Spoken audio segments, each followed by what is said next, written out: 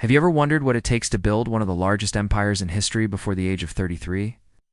What kind of person could conquer most of the known world, from Greece all the way to India, in just over a decade? Today, we're diving into the epic story of a man who was a king, a general, a visionary, and a legend, Alexander the Great. His story begins not with him but with his father, King Philip II of Macedon. Before Philip, Macedon was just a rough, semi-barbaric kingdom on the fringes of the Greek world. But Philip was a brilliant military and political strategist. He reformed the Macedonian army, introducing the formidable sarissa, a super-long pike that gave his phalanx an unbeatable advantage. He unified the warring Greek city-states, sometimes through diplomacy, often by force, creating the Corinthian League. His grand plan? To lead a united Greek army to invade the massive, wealthy, and often despised Persian Empire? But he would never see that dream realized. In 336 BC, Philip was assassinated, and the throne fell to his 20-year-old son Alexander. Many saw this as an opportunity. The Greek cities Philip had subdued, like Thebes, rebelled, thinking the young king would be weak. They were wrong. Alexander moved with lightning speed. He marched south, and when Thebes refused to surrender, he razed the city to the ground, selling its population into slavery. It was a brutal, terrifying message to the rest of Greece: defy me at your peril. With his authority cemented, Alexander picked up his father's dream. In 334 BC, he crossed the Hellespont into Asia with an army of around 48,000 men. The Persian Empire, ruled by Darius III, was a superpower, vastly outnumbering Alexander's forces. But Alexander had something Darius didn't: tactical genius and an army trained to perfection. His first major test was the Battle of the Granicus River. The Persians held a strong defensive position on the opposite bank. Any conventional general would have hesitated. Alexander didn't. He led the charge himself, plunging his cavalry straight across the river and into the enemy lines. It was a chaotic, bloody fight, but Alexander's audacity and the discipline of his troops won the day. The victory opened up the western coast of Asia Minor to him. City after city fell, some welcoming him as a liberator from Persian rule. A year later, at the Battle of Issus, Alexander faced Darius III himself. The Persian king had assembled a massive army, confident he could crush the young Macedonian. The battlefield was a narrow coastal plain, which actually worked to Alexander's advantage, preventing the Persians from using their superior numbers to flank him. In a move that would become his signature, Alexander identified a weak point in the Persian line and led his elite companion cavalry in a direct, decisive charge aimed straight at Darius. The sight of Alexander's cavalry bearing down on him was too much for Darius. Panicked, turned his chariot, and fled the battlefield. His army, seeing their king abandon them, broke and ran. Alexander had captured Darius's family, his camp, and an immense amount of treasure. He treated the captured royal family with respect, a move that earned him a reputation for magnanimity. Instead of chasing Darius east, Alexander made a strategic move south, securing the Mediterranean coastline. He needed to neutralize the powerful Persian navy, and the only way to do that was to capture all of its ports. Most cities surrendered, but one held out: the island fortress of Tyre. It seemed impregnable, sitting half a mile out to sea. The Tyrians taunted Alexander from their high walls, confident he couldn't touch them. Alexander's response was one of the most incredible engineering feats of the ancient world.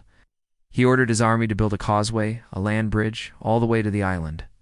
For 7 months, his soldiers toiled under constant attack from Tyrian ships. Finally, the causeway reached the walls. Siege towers were rolled into place, and the city was brutally stormed. The conquest of Tyre was a testament to Alexander's unshakable determination. After Tyre, he marched into Egypt. The Egyptians, who had long resented Persian rule, welcomed him not as a conqueror, but as a liberator. They crowned him pharaoh and declared him a son of the god Amen. It was here, at the mouth of the Nile, that he founded the most famous of the many cities that would bear his name, Alexandria. He envisioned it as a great center of trade, culture, and learning, and it would become just that for centuries to come.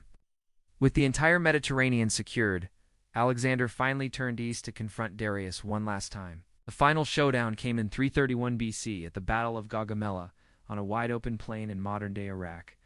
Darius had learned from his mistakes at Issus. He chose the ground carefully and assembled an even larger army. complete with scythed chariots designed to rip through the Macedonian phalanx. But Alexander was always one step ahead. He analyzed the terrain and anticipated Darius's every move. He angled his battle line to counter the Persian flanking maneuvers and opened up gaps in his own formation, to swallow the chariots, rendering them useless.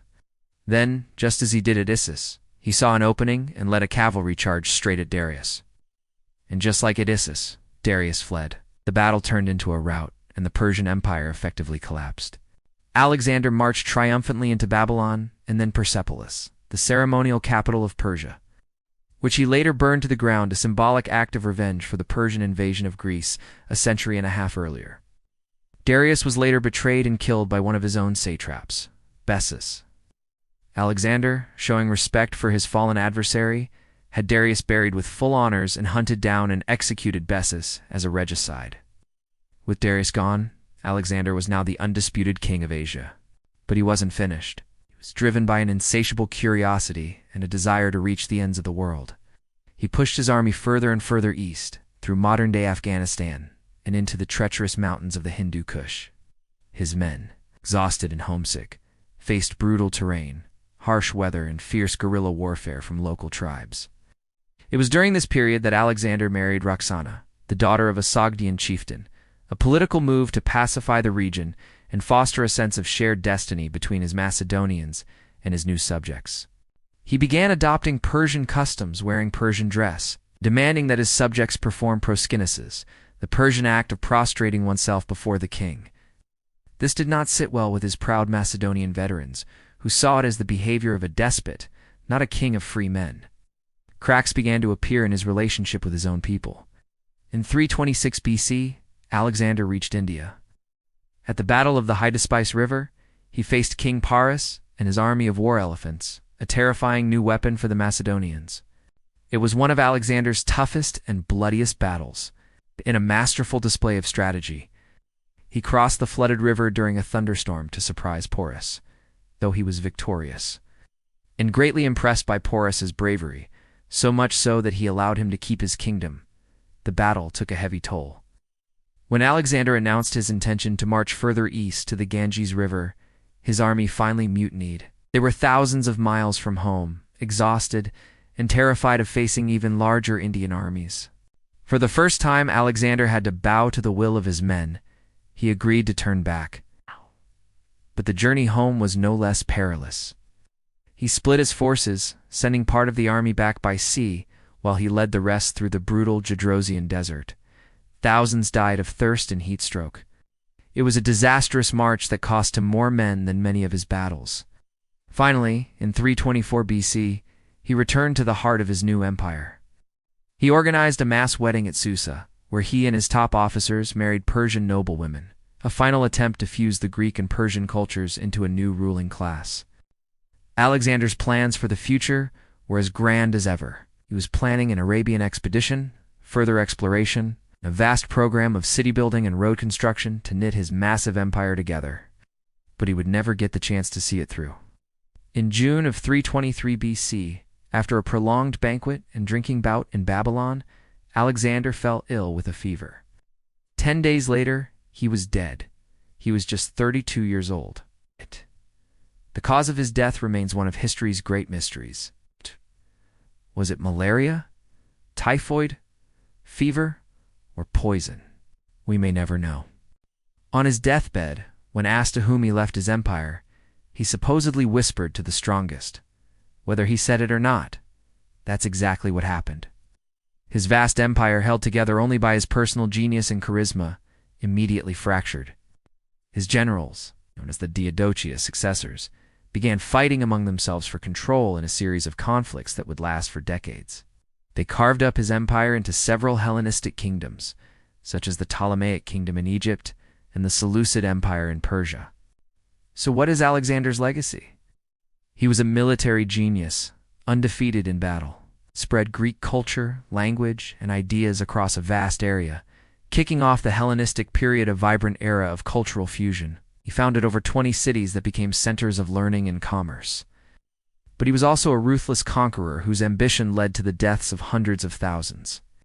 Was he a visionary trying to unite humanity, or a power-mad tyrant? The debate continues to this day. But one thing is certain. In just over a decade, Alexander the Great redrew the map of the ancient world and left a mark on history that has never faded. Thanks for watching.